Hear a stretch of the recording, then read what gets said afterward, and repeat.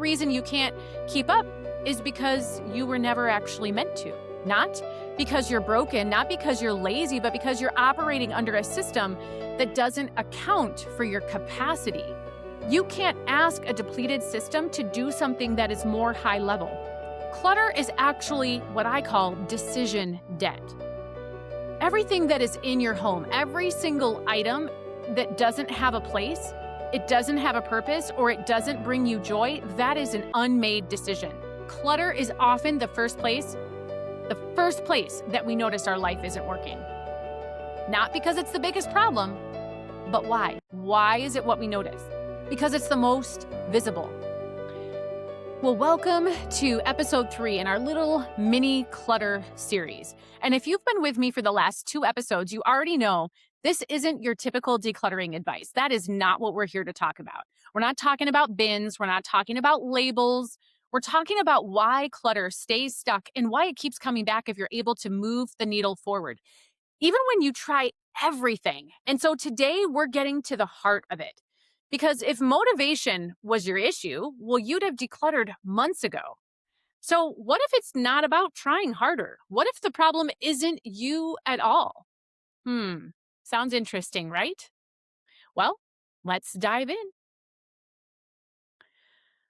Well, let me guess. You've tried decluttering. You've tried mustering up more motivation. You've watched the videos. You've read the books. You've taken the courses. You've bought the bins and the baskets. But the stuff barely moves. And if it does, it just keeps coming back. And every time this happens, you tell yourself the same story. I just need to try harder. I just need to be more disciplined. I just need to care more. But what if that's not true? What if the reason you can't keep up is because you were never actually meant to? Not because you're broken, not because you're lazy, but because you're operating under a system that doesn't account for your capacity. Well, what's that? Well, emotional load, the amount of decision fatigue that you feel, your season of life. And that's what we're unpacking today. This is the episode where we are going to stop blaming you, and we're going to start looking at what is actually going on underneath the clutter. So let's do a quick recap of all 10 clutter languages, because this is what is underneath the clutter first and foremost. But this time I'm going to frame them a little bit differently. If you've listened to me talk about these in the last couple of episodes, you'll hear a little bit of a different reframe this time, because here's what I need you to see. Every single one of these languages falls under low capacity. Every single one of these clutter languages fails under low capacity conditions. When you are operating at a low capacity level with, let's be honest, a lot of women are operating with pretty much all the time, right? You're stretched thin. I feel like I'm in survival mode. I feel like I'm burning out. I feel like I can't keep up. I feel like I'm drowning. I hear these things from women all day, every day. Most women are in a low capacity season simply because there are so many expectations and demands and roles and responsibilities.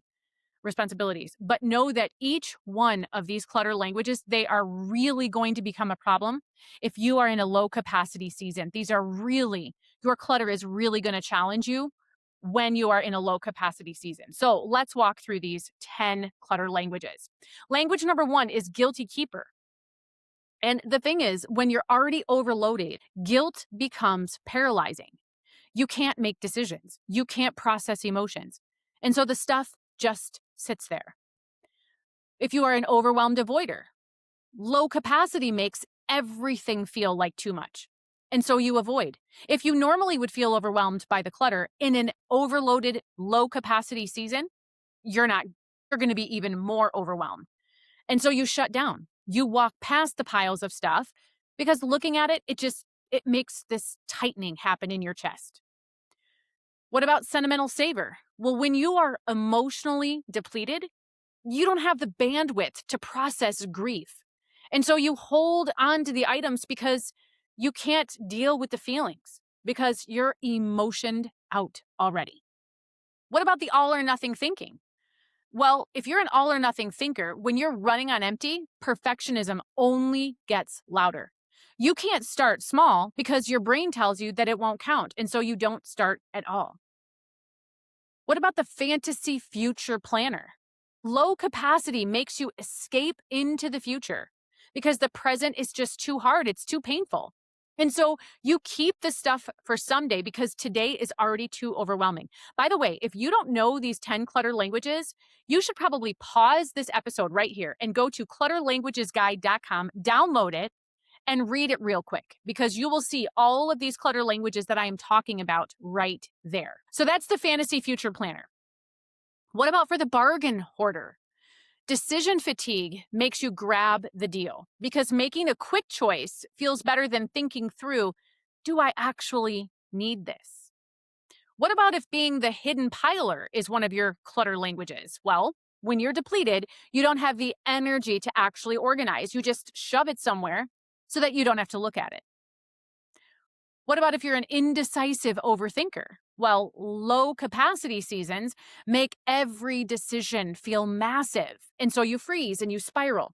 You leave it for later because your brain cannot handle one more choice. What about the aspiring perfectionist? Well, when you're already overwhelmed, perfectionism becomes a shield. You don't start because you're afraid of doing it wrong, so nothing happens. What if you're a resentful reluctant? Low capacity makes resentment sharper. You're already carrying too much, and now you're expected to clean up everyone else's mess too? It is just too much. So do you see the pattern? It's not the clutter language that's the problem, it's the capacity. It's the capacity that is present that is only accentuating all of these clutter languages and it making them even more of a stronghold, more of a stumbling block, more of an obstacle than they are under normal conditions. So let's talk about capacity, because what exactly is that? Well, capacity is the missing piece. Essentially, what it means in relationship to clutter is that you can't ask a depleted system to do something that is more high level. And having to make the decisions about clutter is a high level ask. You just can't do this when you're in a low capacity season. And yet, that's what you have been trying to do over and over again every time you've tried to do anything with the clutter. You've been trying to declutter your house while you're carrying the emotional weight of your family or your aging parents or your shifting identity or your chronic stress and your decision fatigue. And then you beat yourself up when the clutter doesn't actually move. But it's not you, it's about the load of everything else that you're carrying. And so here's what capacity actually is. It's your bandwidth. It's your energy. It's your ability to think clearly, to make decisions and follow through. It also incorporates the time that you have and how the time that you have available to you aligns with the energy and the bandwidth that you have at any given moment. And the thing about capacity is that it isn't fixed. It changes based on your season, based on your stress, based on your emotional load and your nervous system state. And let's not forget about the physiology of changing hormones and changing bodies and changing pretty much everything. And when your capacity is high, well, you can handle more. You can make decisions more easily. You can start projects and move them closer to the finish line. And you can think clearly and act intentionally. But when your capacity is low, everything just feels harder. Decisions feel impossible. Starting feels overwhelming. Following through feels out of reach. And clutter just thrives during low capacity seasons. And here's why. Clutter is actually what I call decision debt. Everything that is in your home, every single item that doesn't have a place, it doesn't have a purpose, or it doesn't bring you joy, that is an unmade decision. One of the things I always say is that a pile of clutter is just a pile of unmade decisions. And when you're already overloaded with all of the decisions you make every single day, what to cook, what to say, what to prioritize, how to manage all the schedules, you don't have the bandwidth to make more. And so the stuff just sits there, piling up and weighing you down, not because you're lazy, but because you're already overloaded just with the regular day-to-day life. Well, hey there, before we go any further, I want to give you something that will help this conversation actually make more sense. Because if clutter has been a struggle for you, it's probably not because you don't care, or because you don't try, or because you lack motivation. It's because you're clutter and you speak a specific clutter language, and no one ever taught you how to listen. I created a free resource called the Clutter Languages Guide, and it's not about organizing or decluttering faster. In fact, there's no step-by-step processes in it anywhere. It's about recognition. And as you read through it, you'll start to see why clutter shows up the way it does in your life and what it's holding, what it's protecting, and what it's been asking from you. You might recognize yourself in one language, you might see pieces of yourself in several. That's totally normal. This isn't some sort of test. There is no right answer or one right language, and you don't need to fix anything yet. Understanding comes before fixing. Fixing and momentum can come later. You can download the free guide at clutterlanguagesguide.com or using the link below. And I want you to approach it slowly. Don't take any action, but just notice what lands. What makes you say, oh, that's me? This will indicate your clutter language because when you understand the pattern, the shame can soften. And when the shame softens, then change becomes possible. So let's start there. So let me give you a real life example, paint you the picture of what this could look like. You wake up already behind and you didn't sleep well, and you've got a full day ahead, work, kids, errands, obligations. By the time you get home, you're tired, mentally, emotionally, physically. You walk in the door and you see the pile of mail on the counter, the stack of papers on the table, the basket of laundry that needs to be folded. And your brain says, I should do that. But your body says, nope, not happening.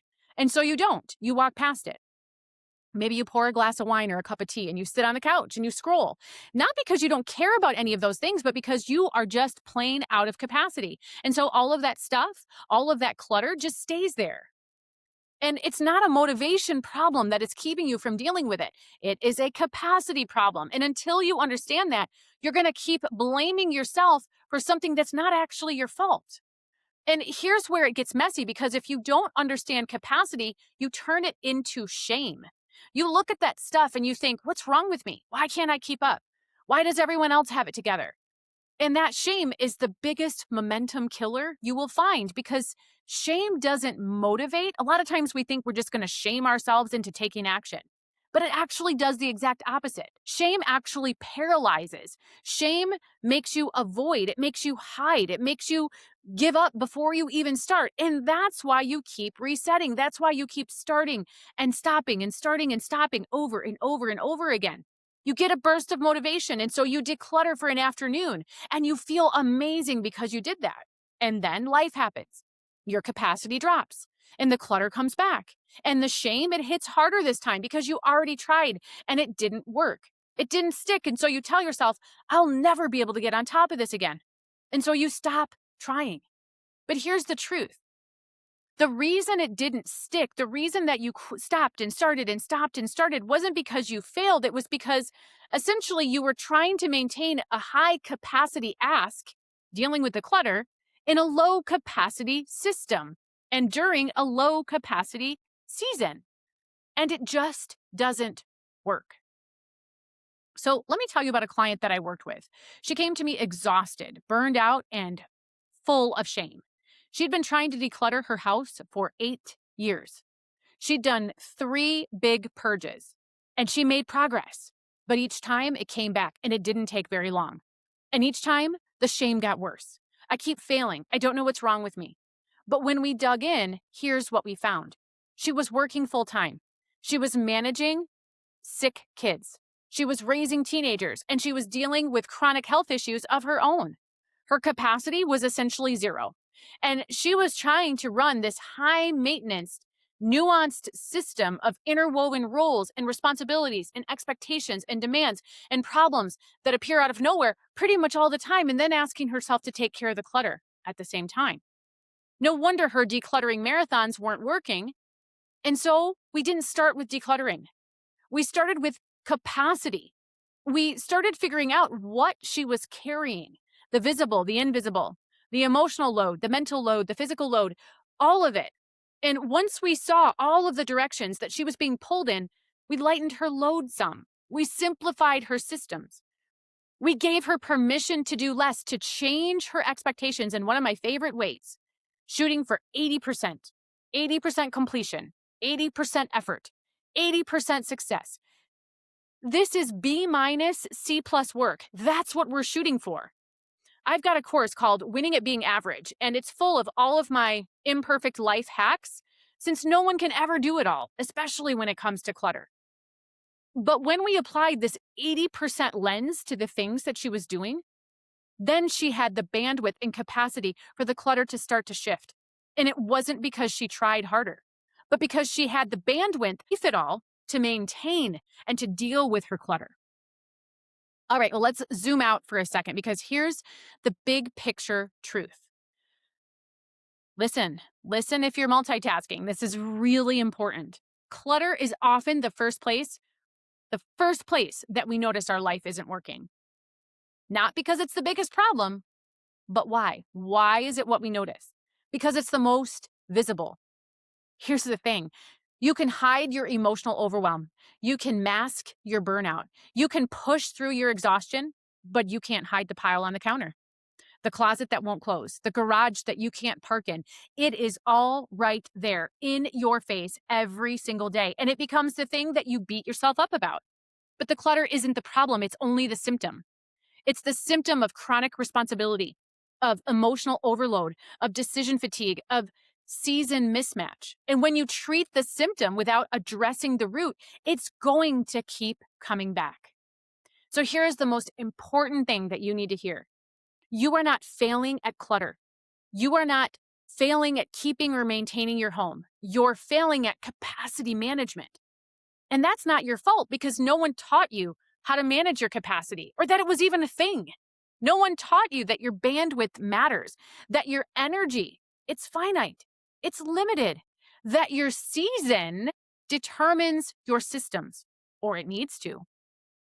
No one taught you that it's okay to do less, that it's okay to simplify, to let go of all that pressure, and to stop shaming. But that's what I'm teaching you now, because sustainable change, it doesn't come from motivation. It comes from building systems that fit your capacity, not the capacity that you wish you had, not the time that you wish you had or the energy that you wish you had, the capacity that you actually have right now in this season. Well, hey there. Before we go any further, I want to give you something that will help this conversation actually make more sense. Because if clutter has been a struggle for you, it's probably not because you don't care, or because you don't try, or because you lack motivation. It's because you're clutter and you speak a specific clutter language, and no one ever taught you how to listen. I created a free resource called the Clutter Languages Guide, and it's not about organizing or decluttering faster. In fact, there's no step-by-step processes in it anywhere. It's about recognition. And as you read through it, you'll start to see why clutter shows up the way it does in your life and what it's holding, what it's protecting, and what it's been asking from you. You might recognize yourself in one language. You might see pieces of yourself in several. That's totally normal. This isn't some sort of test. There is no right answer or one right language, and you don't need to fix anything yet. Understanding comes before fixing. Fixing and momentum can come later. You can download the free guide at clutterlanguagesguide.com or using the link below. And I want you to approach it slowly. Don't take any action, but just notice what lands. What makes you say, oh, that's me? This will indicate your clutter language because when you understand the pattern, the shame can soften. And when the shame softens, then change becomes possible. So let's start there. So let me give you one more real life example. You've been trying to keep up with a morning routine that you saw on Instagram. Something like wake up at 5 a.m., meditate, journal, workout, meal prep. But you're exhausted. You're not sleeping well. You're managing a full household. And every morning you don't do that routine, you feel like a failure. But the routine isn't the problem. The expectation is. Because that routine, it requires high capacity, lots of bandwidth, and you're in a low capacity season. And so instead of beating yourself up, what if you just adjusted? What if you gave yourself permission to do a 5-minute version or skip it altogether some days? Again, one of my favorite principles is, what if it looks like this? What if you asked yourself to do this modified version of your morning routine more often than you skip it? Meaning, instead of expecting that this is going to be the routine that you follow every day, you'd only ask yourself to do it 4 mornings a week, since that's the tipping point in a 7-day week. It means that you'll hit the mark. If you're doing it 4 days a week, it means that you will hit the mark more than you'll miss it. What if you allowed that to be success? Because, friend, it's not failure if you're not hitting that every day. It's not missing the mark. Asking yourself to do it 4 out of 7 days, for instance, is wisdom. Wisdom is in knowing that you have 100% permission to be human. Because guess what? You are 100% human. And once you understand about your capacity and your bandwidth, and you adjust how to live within the amount of those things that you have each day, well, that's when you're going to have enough left to show up for your clutter sometimes. And that's what sustainable change looks like. Well, friend, if this episode reframed things for you, here's what to do. First, go download the Clutter Languages Guide at clutterlanguagesguide.com. It's got all 10 clutter languages broken down for you, plus some reflection questions and strategies for each one. Second, stick with this channel because this is where sustainable change starts. We are having a clutter conversation every single week. And we're not going to be talking about bins. We're not going to be talking about checklists, but with understanding yourself and your capacity and your season, and then maybe diving into some of those other things. Because, friend, if clutter is in your home, you're not broken. It is just evidence that you are overloaded. And that is something that is fixable. So thanks for being here. I'll see you in the next episode.